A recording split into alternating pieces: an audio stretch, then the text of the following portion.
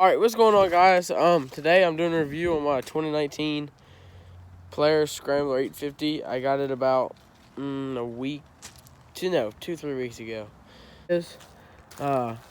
I've been riding it a little bit today. I only got about 8 or so miles on it.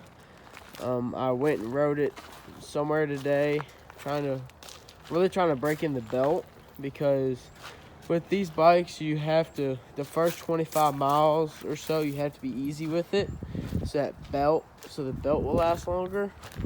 But other than that, I mean, it has so much power. I'm gonna touch on that now. This bike has plenty of power. It's got 88 horsepower with an 850, and I was doing some research, and the Can-Am Renegades have the Can-Am Renegade 1000s have 891. I'm not really sure if the 850s and the 570s have, but I know this bike, top speed on it's 83. I've been going around doing. I did a lot of research on a bunch of bikes before I did anything. I was looking at a brute force. I was looking at this. I was looking at a Sportsman 850. When I got to the place, I didn't know what I was gonna get. I didn't know what I wanted. So I got there, I looked at this bike, I looked at the Sportsman, sat on both, and honestly, I wanted speed. This bike has no storage. It has a little bit of storage underneath the seat, which I'll show you all in a minute. You have the little rack on the back, which you're able to fit a cooler on, and that's really it. This bike, if you think about it, there's not much to this bike if you compare it to the Sportsman. Sportsman's, it's made for a farm. It's made for if you want to put that bike on 29.5-inch Outlaw 2s and snorkel it and put a 3-inch lift on it. That bike is perfect for it. I'm not saying the Scrambler is not perfect for that, but I mean, if you want something fast and you want your storage, you can take that thing hunting, you can work with it, the Sportsman is the way to go. But like last hunting season or whatever, we didn't use a fooler at all hunting. Dad was able to kill a deer, but we didn't really need a fooler during hunting season. So when I went through it, and after the Kodiak and everything, I was like, all right, I'm finally going to get something speed, because Kodiak lacked it. Kodiak was smooth riding. I mean, power steering, beautiful, but it didn't have power, and that's what I wanted. I wanted power.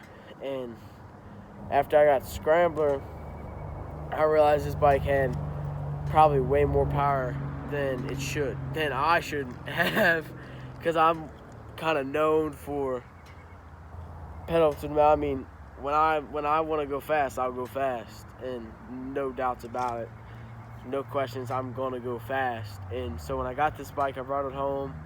It was cold. It was like 45. It might have been like 40 degrees. I hopped on it, and I mean, I mashed it once, and she stood right up, and I was like, wow.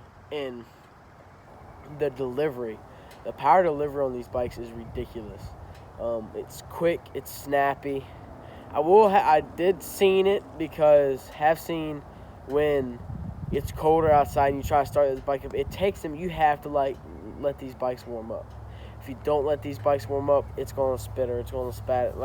The General it's such a smooth riding bike. It's held up. It's done what it's need to do. You can play, but it's got its work. It's so good, and that's the thing I've noticed on the Polaris is, I mean, Polaris has stayed to their word on hardest working, smoothest riding bikes. It just is. And this bike rides like a Cadillac. I mean, there's no other words about it. This bike rides like a Cadillac, but it's got the horsepower like a Mustang. I mean, this bike it's built to play. There's no work in this bike, and that's one thing I've seen. Like, you're not gonna work with this bike. You're gonna race it, you're gonna trail ride it, or you're gonna just put 29.5-inch Outlaw 2s on it with a 3-inch lift and snorkel it with an RJWC exhaust, and you're going to run it balls to the wall through the mud. And honestly, playing wise, I would love to put a 2-3-inch lift on this bike. Outlaw 2s, I mean, go for the mud ride. I don't want to snorkel it, though. I mean, it comes to this mud riding thing. Water riding is different. Like, in my opinion, my mind, water riding and mud riding. So yeah, you put your big snorkels on it, but okay, you're gonna ride in water. If I want to go through mud, I'm gonna go through thick, soupy mud that it's hard to get stuck, and that's what's fun. But this bike has the power.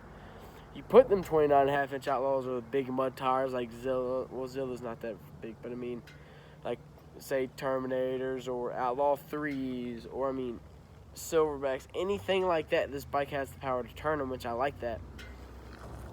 So, right now though, this bike is I'm leaving it completely stock. Maybe over the summer, work and everything, I have some money, I'll put some money into it. But other than that, I want to leave it stock, because when you start messing with stuff, that's when stuff starts breaking. I noticed that with the Kodiak. I left it, put tires on it, went on one Bosco ride, destroyed my power steering. I didn't destroy it, but I messed it up pretty good. Had to take like half the bike apart to fix it. Went through brakes, axles, and I was like, all right, I can't do this. I can't. The bike didn't have the power to turn them. Took those off, put the regular tires back on, and these actually are the same tires that were on my Kodiak, and I like that. The Kodiak had 25. These are 26s. They came on the steel rim, nothing special. This bike does not have power steering, the Kodiak spoiled me with power steering, which I'm not worried about it. I love the bumper. I love the color. I love the gray and the green. I love the gray and the lime green. It just looks so good. I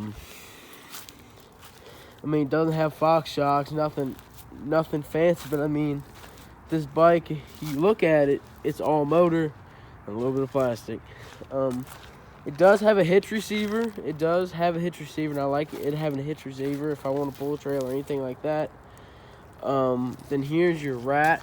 You don't really have much of a rack. Like, this is a Yeti, so it's a small Yeti, but I mean, it fits perfect on here. I like that. This bike is really loud. Surprised me when I first got it. This bike is really, really loud. And like, if you live in a neighborhood and you want to fart around on it, or you want to hunt with this is not the bike to get. By no means this is not the bike to get, because it's so loud. And that's with the stock exhaust. You put anything aftermarket, it's going to be louder, and you don't. I mean, it's just not practical if you want something quiet. You just don't get a scrambler. I have fiddled around high and low, and this bike does have a lot of bottom end power. I mean, extremely a lot about bottom end power. I haven't really got it where I can open it up too much in high, in which I have. I bet like 45, 50 miles an hour. Had slowed down. I don't like, because with the Kodiak, I mean, you only got one lever. So the thing with this bike, like the only main difference that I had to jump from this to Kodiak, was this bike does ride better. This bike is a better riding bike than the Kodiak, in my opinion. It's more comfortable. It suits me better, I guess, because it's a little bit bigger frame and I'm a little bit bigger guy. So I like that. Of course, I love the sound. I'm 16. If it's loud, I own it. Truck's loud, bike's loud. I like my stuff being loud, and I like that when I picked this bike up. It was loud. It was obnoxious. And I like it being loud and obnoxious. So if you like loud and obnoxious, Scrambler's the way to go. But power steering is not that big of a deal. I will say I have gone fast enough on this bike where power steering doesn't matter. You're going to turn it like it has power steering. Smooth though, and it's smooth. The little stuff you don't feel on this bike, you just don't. But overall, I love the bike so far. I haven't had issues with it. Like I said, I have 8 miles on it, so I can't really like do a deep in review. Maybe like a couple hundred miles, I do another review of like how it's lasted over those couple hundred miles, and go deep into it. I'll probably have stuff done to it by then, maybe tuner, fuel program, or whatever. But so far, this bike is by far my favorite. It's by far the favorite bike I've ever owned. Yes, I probably am going to lift it. I probably am going to put tires on it. And I'm not worried about doing that on this bike because it has the power. This bike, I can't say it enough. This bike has extremely, just crazy amount of power for an 850, and I've ridden a brute force. My uncle has a brute force, and I got it from that. And I compare them both. Like, your brute force is fast. Brute force has a lot of power, but the scrambler is just as fast. It's just as powerful, even more powerful, and anything like that. This bike is faster than, like, the General. The General couldn't keep up. Like, he could keep up with this bike, but that General's not going to beat this bike in a race. My dad's a bigger guy. He hopped on this in the parking lot of the dealership. I mean, he romped on it and stood right up. He gained back, and I was getting trailer backed up and everything. He said, this thing is stupid fast. It has stupid, fastest bike I've ever ridden. And my dad's been riding a long time, and for him to say this is the fastest bike he's ever ridden, that really shocked me. So I'm hoping I go on a trip soon. I might vlog that trip. I'll be going back up to Justice, West Virginia on riding Hatfield again. Maybe a little bit outlaw, maybe not. But overall, I love the bike so far. Like I said, it's fast, it's comfortable, it's smooth, the power delivery is smooth. Only, like, little things I have issues with is the storage. And I knew that jumping into a scrambler, I wasn't going to get a lot of storage. But it's kind of a pain to shift. It's a little bit of pain to put in gear, and I will say that. I haven't ridden at night at all, so I can't say anything about the headlights, which I don't think in many reviews you're going to have questions about the headlights. Seat's comfortable. I like the ridge in the seat, so you can only slide so far back if you're riding that fast. But like I want to say, this bike, I've had this bike fast enough where when you're going that fast and it feels like you're floating. And the only other bike I felt that in was a Razor 1000 and a Razor 1000 Turbo. Only other bikes I felt where I'm going that fast, it feels like I'm floating. And that's impressive to me. For a four-wheeler, that is very impressive to be that smooth with that much power. So my final thoughts on the bike is I like it. It's comfortable. It's fast. It does everything I'm going to need to do. I'm not going to use this to work with. I'm not going to take it hunting. It's not going to be that kind of bike. It's going to be the bike to get up and go. It's going to be the bike to go fit. Like, that's why I bought this bike, to ride fast. Like, that's why I wanted it. So far, that's what I'm getting out of it, and that's what I like about it. So hopefully I can ride more and more and give y'all more info on the bike that I haven't received already from riding it. And so please subscribe, please like the video, go watch my other videos. This is the first one on this bike, but I can tell you it will not be the last. Hopefully I'll get some GoPro footage with me in the mountains, and y'all can see how it performs and how it rides. So thank you. Like I said, please subscribe, and that's it for me.